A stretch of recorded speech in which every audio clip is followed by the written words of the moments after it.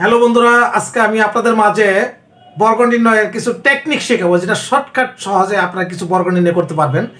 এই কিছু নতুন নতুন টেকনিক শেখাবো আজকে। চলুন তাহলে কথা না বাড়িয়ে চলুন আমরা কাজে চলে যাই। 5-এর বর্গ যদি আমরা করি তাহলে সমান হলো 5 5 25। 10-এর করলে 10 10 100। অতি মজার একটা টেকনিক, বুঝলে পানি আর পানি একবারে। 15। তাহলে এরকম শেষে যেগুলো 5 আছে আমরা সেগুলো দেখি। 15-এর পরে আছে কত? তাহলে হচ্ছে 25। 25-এর পরে আছে 35। যেগুলো শেষে শুধু 5 আছে আমরা সেগুলো দেখব। 35-এর পরে আছে হলো 45।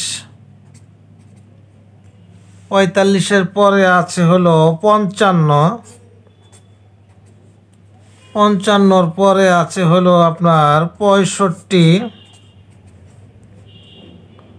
65-র পরে আছে হলো 75। 75-এর পরে আছে 85।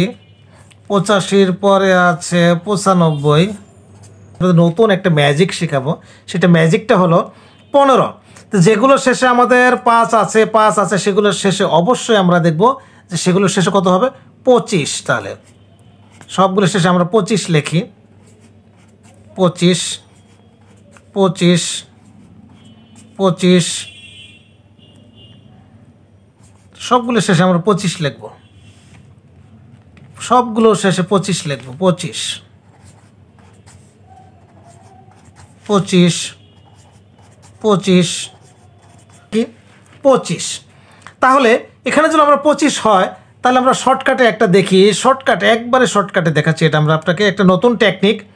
15। তাহলে আমরা এই 5-এর জন্য লিখছি সবগুলো কি 25। 5 5 25। তাহলে এখানে কত আছে আমাদের? 1। তো এই 1-এর আমরা করবো কি? ডাবল করব। 1-এর ডাবল কত? 2। এই 2 হওয়ার পরে আমরা এই নিচের সংখ্যাতে আবার গুণ করবো। 2 অক্ষে 2। এটা আছে কত আমাদের? তাহলে 2। 2-এর সাথে 1 যোগ, 2-এর সাথে আমরা 1 যোগ করলে কত হবে?